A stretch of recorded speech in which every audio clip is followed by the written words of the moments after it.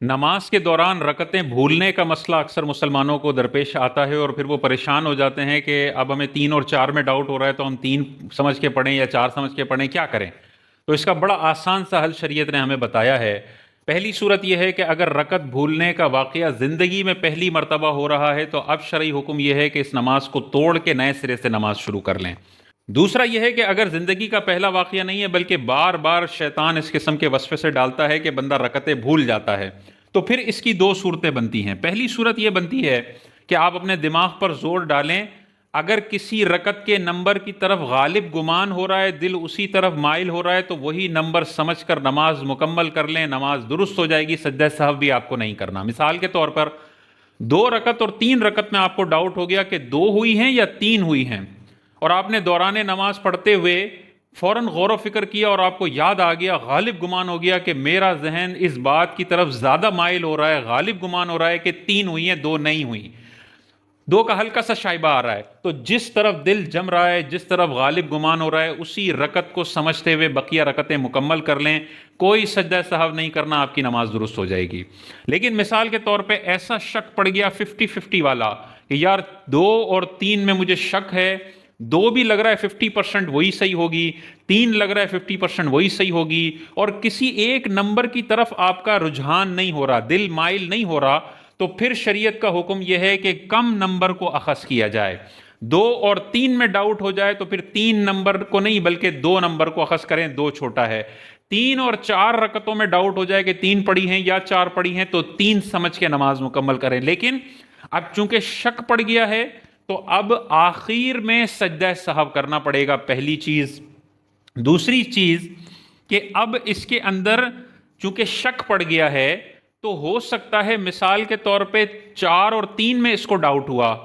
اس کے لیے حکم ہے کہ کم نمبر کو اخذ کرے، 3 کو،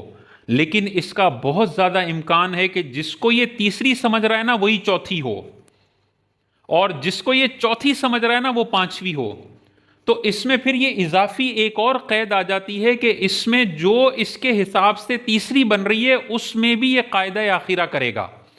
مثال کے طور پر 3 اور 4 میں اس کو ڈاؤٹ ہوا اور دونوں 50-50% ہے، کسی ایک طرف رجحان نہیں ہو رہا، تو کم نمبر کو سلیکٹ کرے گا، 3 کو۔ لیکن 3 کو سلیکٹ کرنے کے بعد جب 3 میں 2 سجدے کر کے وہ اٹھے گا تو سیدھا کھڑا نہیں ہوگا بلکہ تیسری میں بیٹھے گا اور التحیات پڑھے گا۔ کیوں پڑھے گا؟ احتیاطاً،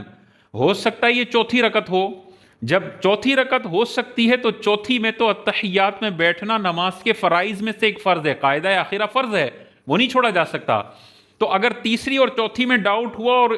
اس کو کوئی رجحان نہیں ہو رہا تو تیسری سلیکٹ کرے، اس تیسری میں بھی التحیات پڑھے گا، پھر کھڑا ہوگا چوتھی کے لیے، چوتھی مکمل کرے گا، چوتھی میں التحیات پڑھے گا، درود پڑھے گا، ایک طرف سلام پھیرے گا، 2 سجدے کرے گا، یہ سجدہ سہو ہو گیا، دوبارہ التحیات پڑھے گا، درود ابراہیمی پڑھے گا، دعا پڑھے گا اور سلام پھیر دے گا، یہ اس کی نماز بالکل مکمل ہو گئی۔ 2 اور 3 میں ڈاؤٹ ہو رہا ہے اور کسی ایک طرف رجحان نہیں ہے تو 2 کو سلیکٹ کر کے نماز پڑھ لے،